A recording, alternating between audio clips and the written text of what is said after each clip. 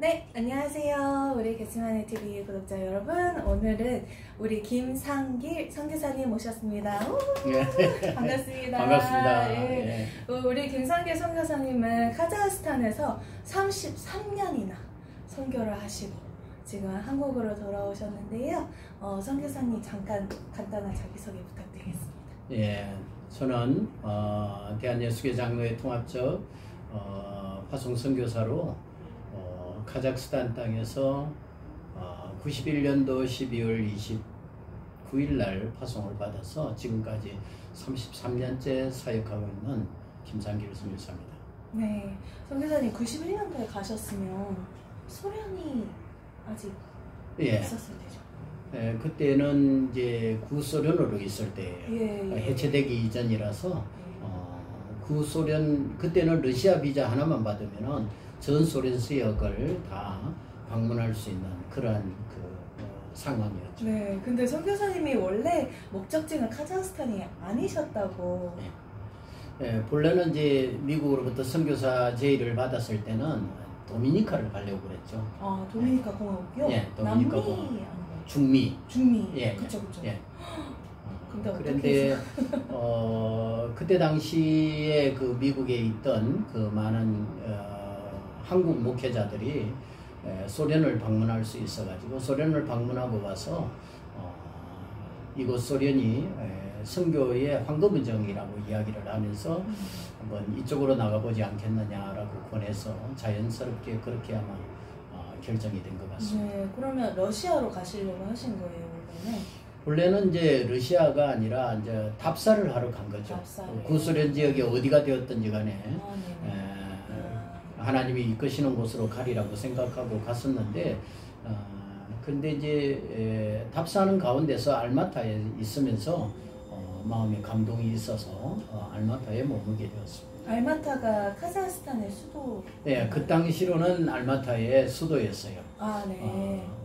지금은 수도가 옮겨갔지만은 아스타나라고 하는 곳으로 옮겨갔지만은 지금도 여전히 알마타는 카자흐스탄의 남쪽 수도라고 하고 그때 당시로는 알마타라고 이야기를 했지만 지금은 알마띠라고 그렇게 명칭을 합니다. 알마띠요. 예. 그럼 목사님 거기 선교사님 교육에 계실 때 카자흐스탄에 정말 오랜 시간을 계셨는데 혹시 거기서 선교하시는 처음에는 아무것도 없었을 거고 지금 무슬림 국가로 알고 이슬람 국가로 알고 있는데 어떻게 주님께서 인도하셨는지. 예. 그때는 그 구소련이었기 때문에 사실은 종교적인 문제가 그렇게 중요하지가 않았어요. 모든 종교가 다 닫혀 있었기 때문에 구소련에서는 공산권에서는 종교를 허용하지 않으니까 그래서 이제 그곳이 민주주의로 바뀌어지면서 종교의 자유가 있게 되었죠. 그래서 헌법상으로는 종교의 자유가 보장되어 있습니다. 특히 카자흐스탄과 키르기스탄 같은 경우에는 종교의 자유가 보장된 나라입니다. 우즈벡이나 타지키스탄, 투르크메니스탄 같은 경우에는 모슬렘이 국가 종교로 되어 있지만은 카자흐스탄과 키르기스탄은 전통 종교로 되어 있어서 종교에 있어서의 어떤 종교를 가지든지 그렇게 박해가 있는 그런 상황은 아니에요. 네, 근데 거기에 가서 계실 때 하나님께서 이렇게 거기 있으라는 감동을 주셨는데 거기서부터 이제 선교의 사역을 어떻게 주님께서 인도하셨는지. 사실은 이제 그곳에 처음에 답사를 가서 이곳에 있어야 되리라고 생각하고 결정을 하고 한국에 돌아와서 선교사 훈련을 받고 그리고 이제 선교지로 온 식구들이 다 들어갔죠. 다 들어갔는데 그때는 뭐 모든 것이 다 거기다가 총에서 파송을 받았기 때문에 교회 개척이 선교의 원칙이었기 때문에 처음부터 이제 교회를 개척을 하게 된 것이고 그리고 교회를 개척하다 보니까는 자연적으로 교회가 해야 할 여러 가지 일들을 만들게 되었죠. 교회를 처음부터 개척할 수 있었던 가장 큰 요인 중에 하나는 그곳에 고려인들이 있었기 때문에 고려인들이 통역을 해주고 또 말하고 싶어하는 것들에 대한 입의 역할을 해줬기 때문에 가능하지 않았나 그렇게 생각이 듭니다. 그러면 선교사님은 설교하시고 옆에서 한국어로 오르셨나요? 예, 이제 한국어로 하고 그리고 이제 고려인 중에서 한 분이 통역을 해주셔서 그래서 통역을 세워서 예배를 드리게 되었죠. 와, 그렇군요. 그럼 처음에 가셨을 때 어떤 문화적인 충격이 있으셨는지가 갑자기 궁금한데. 문화적인 충격이 크죠. 어떤 공산권 문화와 또 그들이 본래부터 가지고 있던 유목 문화와 이런 것들이 함께 섞여 있잖아요. 네. 우리 문화는 사실은 민주주의 문화에다가 또 농경 문화를 가지고 자랐잖아요. 우리는 그렇게 자랐는데 실제로 거기에서 사는 사람들은 거기다가 공산 문화에다가 또 유목 문화를 가지고 있기 때문에 우리하고 많은 부분이 안 맞아요, 사실은. 그래서 그 부분에 대해서 어떻게 해야 될지 여러 가지 문화적인 충격이 많았죠. 네. 우선 첫째, 공산권 문화는 책임을 지지 않는 문화예요. 어떤 말씀이시죠? 그래서 어떤 것이든지 간에 일을 하는 데 있어서 자기가 책임을 지고 일을 하려고 하는 사람들이 없어요. 다 똑같이 예, 받으니까. 예. 그리고 뭐든지 시간만 되면 모든 것이 딱 끊어져 버려요. 그래서 이게 시간만 딱 되면은 시간만 채우려고 그러고 그리고 자기가 책임감을 가지고 일을 하려고 하는 사람들이 없기 때문에 처음에는 좀 많이 답답했죠. 근데 그럼 그 안에서 이제 또 같이 돕는 손길들이 그래도 주님께서 보내주셨을 텐데. 네, 그래서 처음에 이제 제가 만났던 고려인들 그 부부가 남편은 이제 교회 사무장 역할을 하고 이제 부인은 통역하는 역할을 하고 그렇게 해서 교회를 오랫동안 함께 돌보았죠. 그래서 그 사람들이 근 30년 가까이 이제 함께 하면서 그러면서 지금은 이제 그분들이 돌아가셨고 그래서 그분들 도움이 아니었으면 아마 교회를 처음에 열기가 힘들었을 거예요. 네네. 그러면 정말 그게 30년이라는 게 뭐 어제 오늘도 아니고 오랜 기간인데 지금 이제 카자흐스탄이 선교사님께는 어떤 의미를 갖는지가 궁금합니다. 카자흐스탄은 제게는 제2의 고향이나 마찬가지입니다. 네. 내 인생의 거의 반을 그곳에서 살았기 때문에 제2의 고향이나 마찬가지고 지금은 이제 모든 것이 익숙해져 있기 때문에 문화적으로 익숙해져 있고 또 언어적으로도 별로 불편함이 없고 그래서 살아가는데 별로 어려움이 없어서 사실 올해 이제 제가 지난 화요일 날 노예에서 은퇴를 했는데 앞으로도 계속 그곳에서 살 생각이고 또 그곳에 남아 있을 생각이고 가능하다면 그곳에 뼈를 묻을 생각입니다. 그러면 선교사님께서 거기에서 이제 계속 남아서 앞으로는 어떤 일을 하실 계획이세요? 사실 카자흐 사람들은 굉장히 순한 사람들이에요. 유목민들이기 때문에 순한 사람들이고 그런데 70년, 74년 동안 공산주의를 하면서 그러면서 그들이 가지고 있는 자기의 정체성을 많이 잃어버렸어요. 역사도 잃어버리고 문화도 잃어버리고 이제 카자흐 사람들이 그러한 것을 모르기 때문에 오히려 카자흐의 역사를 연구한 제가 그들에게 카자흐의 역사를 가지고 그들에게 접근하면 훨씬 더 그들이 쉽게 받아들인다는 거예요. 그래서 어떤 그러한 러시아 정교회도 그곳에 있지만 러시아 정교회는 사실 카자흐 사람들이 별로 좋아하지를 않아요. 왜냐하면은 마치 우리나라 사람들이 일본 사람들을 은연중에 싫어하는 것처럼 카자흐 사람들은 러시아 사람들을 자기들을 지배했던 민족이기 때문에 좋아하지를 않아요.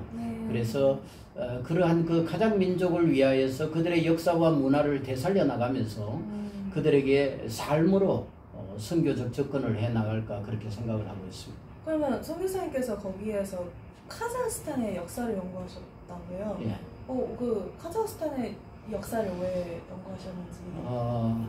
우리말에 그런 말이 있죠. 지피지기면 백전백승이라고. 그런데 제가 처음에 가가지고 한 20년 동안은 내 것만 가지고 열심히 복음을 전거했는데 돌아보니까 내가 지피를 모르더라고. 그러니까는 상대편을 내가 그들의 역사와 문화를 모르고 내가 복음을 전거했다라고 하는 것이 저게는 너무나 제 자신에게 큰 충격이었고 그래서 그때부터 카자흐의 역사와 문화를 공부를 해서 이들이 어떤 생각을 가지고 있는지, 이들이 어떤 문화를 가지고 있는지를 알고 접근을 해야 되겠다라고 하는 생각을 가지고 네. 연구를 하게 됐죠. 네. 근데 그 연구하시는 과정 속에서 우리나라랑 어떤 관계된 것도 네. 발견하셨나요? 그래서 연구하는 과정 속에서 굉장히 참 두 가지를 크게 느꼈는데, 네. 첫째 하나는 우리 민족하고 민족사가 거의 같다는 거예요. 아, 정말요? 예. 그래서 우리에게 단군 신화가 있는 것처럼 카자흐 사람들에게는 게스르 신화라고 하는 것이 있어서 네.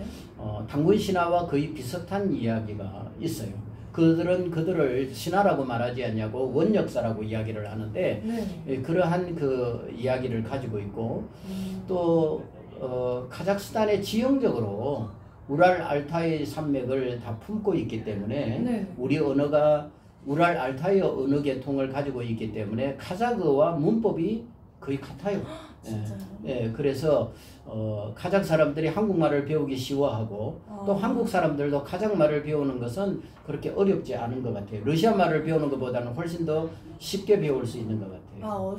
어쩐지 제가 어떤 카자흐스탄에서 온 여자애를 만날 일이 있었어요. 예. 근데 그렇게 한국어를 유창하게 잘하고 한국 사람들 너무 좋아한다는 거예요. 네. 카자흐스탄 가면 CU가 그렇게 많다고. 네, CU가 맞나요? 있어요. CU 편의점도 이번에 생겨가지고 네. 여러 군데 떡볶이도 생겼고. 팔고 한국 네. 와서 네. 기술을 배워가서 거기에서 이제 한국 음식점 많이 예, 한다고. 그럼요. 그 CU가 네. 들어왔어요. 그리고 이제 러시아 말은 응 발음이 없어요. 예. 네. 이응 발음이 없어서 내 이름을 이야기할 때도 김상길인데 김산길이라고 불러요. 니은자를 해가지고 산길이라고 그렇게 부르거든요. 이응 발음이 없는데 카자흐 사람들은 응 발음을 아주 잘해요. 네. 그래서 우리말을 배우는 데 있어서 우리는 응 발음이 많잖아요. 네, 그렇죠. 예, 그런 것을 카자흐 사람들은 굉장히 자연스럽게 잘할 수 있다는 거예요. 네. 예, 그래서 러시아만 하는 사람들하고는 조금 다르게 카자흐 사람들이 굉장히 많이 동질성을 느끼고 있는 거죠. 근데 카자흐스탄이 한국을 그렇게 형제 나라처럼 생각을 예. 한다고요? 예. 그러니까는 어쨌든 간에 우리가 언어적으로도 그렇고 인종적으로도 그렇고 우랄 알타이어 영향을 받았기 때문에 그렇기 때문에 카자흐 사람들은 우리나라 사람들을 알타이의 형제국이라고 그렇게 이름을 붙여요. 그리고 실제로 그 얼마 전 주화를 만들어냈는 기념 주화를 만들었는데 거기에 기념주화에 한글로 당군이라고 써서 그렇게 해서 기념주화를 팔았던 적이 있어요. 저 하나 갖다 주시면 안 돼요? 저도 아직 없어요. 우와, 너무 신기해요. 예, 그때 한번 발행해가지고 신문에 난 것을 내가 한번 본 적이 있는데 그만큼 그 사람들은 한국과 굉장히 밀접한 관계가 유지되어지기를 원하고 있죠, 사실은. 예. 그렇군요. 근데 이제 그런 카자흐스탄 역사를 연구하시는 과정에 경교를 연구하셨다는 그게 뭔지 좀 더 설명 부탁드립니다. 우리가 그 기독교 역사적으로 볼 때에 초대교회가 박해를 받으면서 사실은 동서남북으로 다 흩어져서 복음을 전하게 되는데 그런데 실제로 우리에게 전해진 역사는 거기다가 바울의 신학을 가지고 서구로 뻗어난 그러한 바울의 복음 경로 루트, 전도 루트를 우리는 지금까지 받아들이고 있는 거죠. 그렇지만은 하나님께서는 복음을 전가할 때에 동서남북으로 다 복음이 전거되어지도록 그렇게 만드셨죠.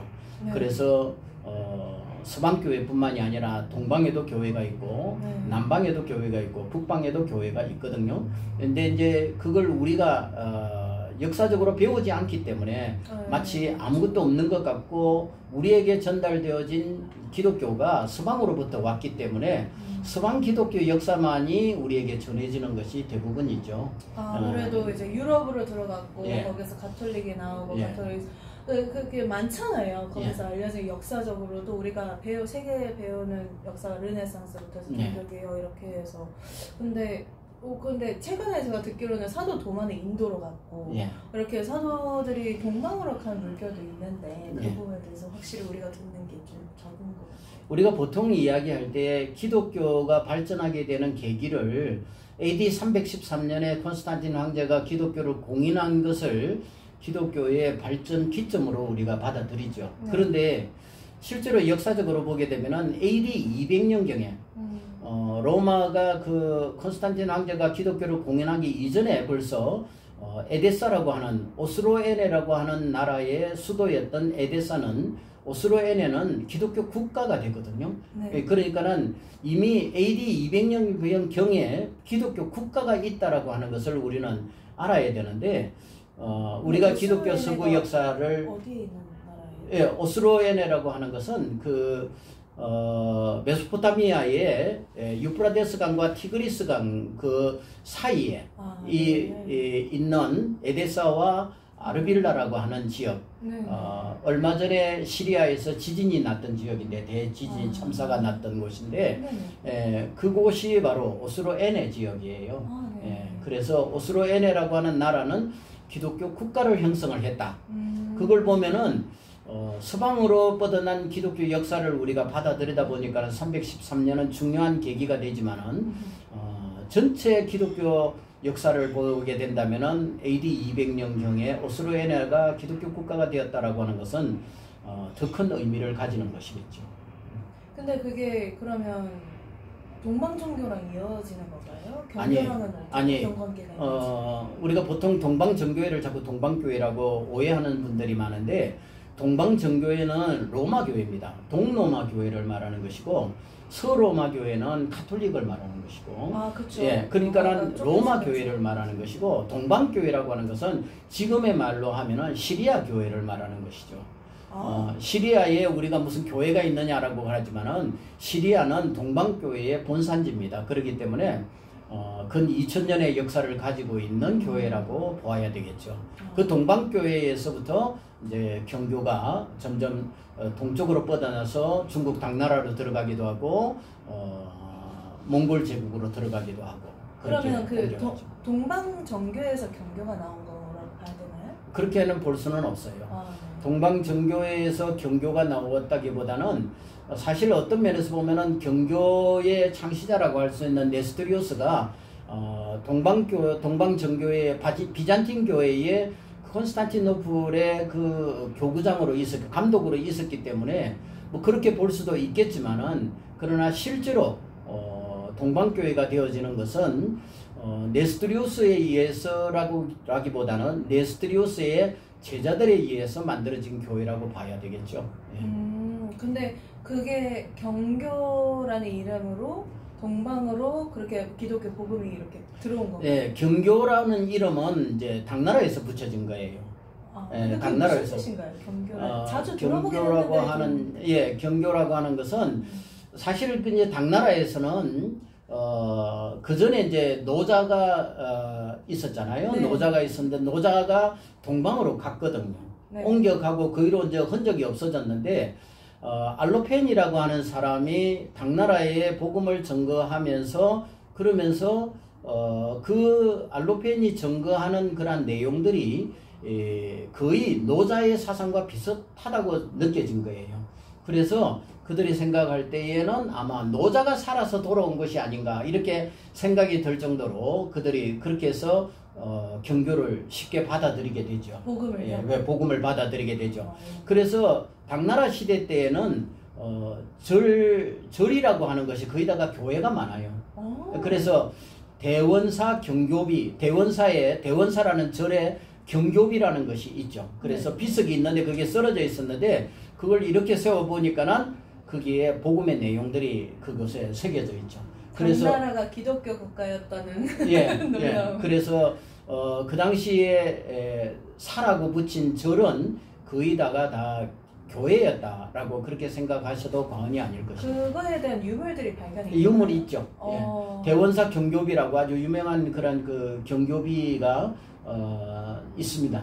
외에도 이렇게 혹시 역사적으로 중국의 그런 그 역사 속에 경교에 관련된 것들이 많아요. 벽화도 있고 그래서 지금도 광주 지역에 가면은 그게 무슨 대학이야? 호서대학인가? 그 신학대학에 이 실크로드에 나타나는 경교의 흔적들을 유물로 이렇게 모아놓은 그런 박물관이 있어요. 아, 네네. 예. 아까 호남신대라고 들은 것 같은데. 그게 호남신대가 아니고 호서대인가? 예, 뭐 하여튼간에 거기에. 예. 한번 꼭 가서 볼 수 있었으면 좋겠어요. 거기에 한번 가보시면은 여러 가지 아마 중국에서 발견되어지는 많은 경교의 유적들을 볼 수가 있을 겁니다. 근데요, 그러면 성교사님, 그 경교가 그러면 시리아 그쪽 메소포타미아 지역에서 이어져 와서 거기 무슨 고산지대 만나서 당나라랑 아래쪽으로 흩어졌다 하셨잖아요. 페르시아로 넘어온 경교가 이제 사실 그때 당시로는 페르시아에는 조로아스터교가 번창할 때잖아요. 그러니까 조로아스터교로부터 많은 박해를 받게 되죠. 박해를 받으면서 그러면서 이제 동쪽으로 뻗어나게 되는데 동쪽으로 뻗어나면서 첫 번째 만나는 것이 이제 파미르 고원을 만나게 돼요. 파미르 고원. 예, 파미르 고원이 세계의 지붕이라고 하는 파미르 고원을 만나게 되는데 해발이 4,000이 넘거든요. 예, 그래서 그 파미르 고원을 넘어갈 수가 없어요. 그래서 파미르 고원 아래로 해가지고 옛날 실크로드의 그런 그 오아시스 길이죠. 그게 오아시스 길인데 오아시스 길을 타고서 동쪽으로 뻗어나면은 이제 카시가르를 만나게 되고 그리고 이제 우름치 지금 말하는 그런 신장 지역을 만나게 되죠. 그리고 이제 그곳에서 더 이제 서안 쪽으로 들어가게 되면 당나라를 만나게 되는 거죠. 예, 그렇게 되고 그다음에 이제 이걸 남쪽으로 가는 것이 아니라 북쪽으로 가게 되면은 지금의 우즈베키스탄이라고 하는 그곳에 사마르칸트, 타시겐트, 잠불, 이제 카자흐스탄의 잠불 이쪽 지역을 이렇게 천산 위쪽으로 돌아가는 그러한 길을 해가지고 그 당시에 그 몽골족들의 부족 국가를 형성하고 있던 케레이트라고 하는 나라로 들어가게 되죠. 케레이트로 하는 나라로 들어가게 되어서 케레이트가 전부 다가 다 네스토리안 경교 그러니까는 이게 경교는 아니지만은 경교는 이제 당나라가 들어간 거지만은 그러니까 네스토리안들이 들어가서 케레이트를 기독교 국가로 만드는 거죠. 근데 그게 나중에 원나라에 영향을 미치죠. 예, 나중에 이제 그게 몽골 제국이 되고 몽골 제국의 이제 맨 마지막 아들인 톨레이에 의해서 원나라가 만들어지게 되거든요. 그 원나라에 모든 영향을 미치게 되죠. 우와. 근데 그게 이제 결국엔 당나라나 원나라나 우리나라랑 관계가 밀접했던 그런 나라들이잖아요. 예, 그렇죠. 당나라는 우리나라 신라와 나당 동맹을 맺어가 고구려를 공격했던 그러한 그 역사가 있기 때문에 신라에도 이제 경교의 영향이 있죠. 그래서 석굴암에도 돌 십자가가 있고 지금 그 숭실대학교의 박물관에 그게 있어요. 저도 사진은 얼핏 지나가면서 본 적은 있는 것 같은데 이게 뭐지? 그냥 넘어갔던 거. 그리고 이제 경주 박물관에 가보면은 불상들이 있는 가운데 예수상도 있고 마리아상도 있잖아요. 그렇게 있어요. 같이. 그래서 그러한 것들이 아마 그 신라도 당나라로부터서 그러한 그 기독교적인 영향을 받은 것이 아닌가 이렇게 볼 수가 있죠. 근데 그 우리나라 역사서에서 이런 걸 들어볼 적이 없는데. 예, 그렇죠. 이런 역사들에 대한 그 뭐라고 해야 되죠? 연구가 더 이루어져야겠네요. 그렇죠. 우리나라가 지금 사실은 이렇게 동진한 기독교 역사에 대한 것이 거의 밝혀지지 않았는데 이제 이런 부분에 대해서 지금 구소련이 무너지면서 중앙아시아가 새롭게 부각되고 또 중앙아시아에 나타나는 여러 가지 유적들이나 이런 것들을 보면서 동진한 기독교에 대한 관심들이 높아지고 있어요. 그래서 이런 것은 좋은 현상이라고 생각이 들고 그렇게 본다면은 한국 기독교 역사도 신앙적으로라기보다는 어떤 문화적으로 우리에게 먼저 다가왔던 것이 아니냐 이렇게 볼 수가 있겠죠. 와, 우리나라가 은연중에 알게 모르게 받았던 그 복음이라든지 예수님의 가르침에 대한 것들이 문화에 어떻게 묻어있고 그런 흔적들이 어디 있는지에 좀 더 이런 알 수 있는 기회들이 많았으면 좋겠어요. 예, 지금 이제 경주에도 있지만은 영주에 가면은 목이 잘린 큰 절벽에 이렇게 조각이 아니라 그림이 새겨져 있어요. 네네. 이제 칼로 바위를 깎아가지고 예, 예. 만들어 놓은 건데 이제 목이 잘려 있죠. 그래서 이제 도마상. 예, 도마상을 말하는 거죠. 그래서 네. 제가 이제 그곳에 실제로 가봤는데 네. 갔더니만 목이 잘려 있고 이쪽 옆에 왼쪽 편 쪽으로 옆에 이렇게 조그만한 네모로 되어 있는 방이 4개가 있어요. 이렇게 이제 네모로 된 것이 정사각형으로 되어 있는 것이 4개가 있는데 거기에 이제 유적지에는 쓰여 있기를 불상을 모셔놓은 방이었을 것이다라고 적어 놨지만은 실제로 그것을 이제 실크로드 학문을 만드신 분이 정수일 박사라고 네. 당국도 교수로 있는 분이 있는데 그분이 밝혀내기로는 거기에 글자가 새겨져 있다고. 그래서 그것을 포르마라고 되어 있다고. 포르마가 그게 도마거든요. 예. 본래 발음은 이제 포마잖아요. 포마. 그래서 포르마라고 되어 있어서 그것을 도마상이라고 이야기를 해요. 오른쪽 편에 맨 끝에 보면은 한문으로 3글자가 새겨져 있어요. 네. 제가 그걸 사진도 찍어왔는데 지전행이라고 되어 있어요. 지전행이라는 말은 땅 끝까지 이르러 내 복음을 증거하라. 그 말이 지전행이거든요. 그러니까 선교적 그런 의미로 담겨져 있는 글이고 실제로 그 사람은 손을 양쪽에 이렇게 돼가 있고 물고기가 새겨져 있어요. 물고기가 새겨져 있는 것을 보면은 아마도 그것은 도마를 영향을 받은 그런 도마상을 새긴 것이 아니냐. 영주에 그것이 새겨져 있는 것을 보게 되면은 영주도 기독교의 그러한 어떤 영향을 받은 것이 아니냐 이렇게 볼 수가 있겠죠. 네. 사실 옛날 영주는 가야 제국에 있어서의 중심지입니다. 가야 제국의 중심지인데 그 가야 제국이라고 한다면 우리가 잘 아는 것처럼 김해김 씨는 가야 제국으로부터 나오잖아요. 김수로 왕. 김수로 왕이 누구냐? 이제 기록상으로는 스키타이의 왕자라고 이야기를 하죠. 스키타이의 왕자라고 이야기를 한다면은 그건 아마도 중앙아시아에서 그곳으로 넘어간 사람이 아니냐. 왜냐하면 중앙아시아의 민족의 근간은 스키타이거든요. 네. 그래서 가야 제국은 스키타이 민족이 그곳에 가서 나라를 세운 것이 가야 제국이 아니냐 그렇게 보여지고 그리고 우리가 잘 아는 것처럼 김수로 왕의 부인은 허왕우잖아요. 인도에서 온 사람. 그래서 그 왕후가 아마도 인도의 그 도마가 복음을 증거한 그 영향을 받아서 왔던 것이 아니냐 이렇게까지도 이제 추측이 되겠죠. 추측은 할 수 있지만은 더 연구해야 할 부분이라고 생각이 되어집니다. 와, 우리나라에 성경이 들어오기도 전에 이렇게 복음의 흐름이라고 해야 될까요? 그 흔적들이 알게 모르게 이렇게 위에서 아래로 이렇게 흘러 들어왔다는 그 얘기를 들으니까 소름이 그렇죠. 시간이 많이 없어서 마무리해야겠는데요. 그래서 선교사님 기도 제목 한번 나눠주시면 감사하겠습니다. 앞으로의 시대는 유라시아 시대라고 이야기를 합니다. 유라시아 시대의 가장 중심되는 나라는 카자흐스탄이 되리라고 생각이 듭니다. 카자흐스탄의 사람들이 훨씬 더 여러 민족들의 사람들과 함께 어울리고 타 민족을 쉽게 받아들이면서도 아주 부드러운 성품을 가진 사람들이죠.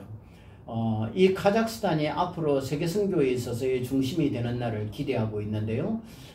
이 카자흐스탄이야말로 앞으로 유라시아 21세기를 이끌어 나가는 그런 중심국가가 되면서 기독교적으로도 그러한 중심나라가 되어서 중앙에서부터 새롭게 기독교가 왕성해지는 그러한 역사가 있었으면 좋겠고 또 그러한 카자흐스탄이 기독교의 중심이 된다고 하는 것은 서구 기독교가 가진 제국주의적인 정복의 선교가 아니라 어찌 보면은 삶의 선교고 어울림의 선교를 이루어 나가는 어울림의 신학을 만들어 나가는 그러한 선교가 되지 않을까 생각이 되어집니다. 그렇다고 한다면은 훨씬 더 이런 분열의 세계 속에서 훨씬 더 평화의 시대를 만들어 나가는 그러한 중요한 역할을 하지 않을까 그렇게 생각하면서 카자흐스탄이 속히 복음화되어지는 날을 기도하고 또 바라고 있습니다.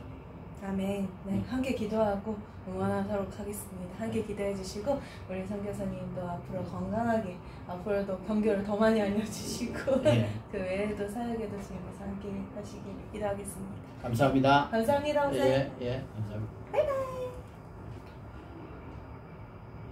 수고하셨습니다. 예. 아.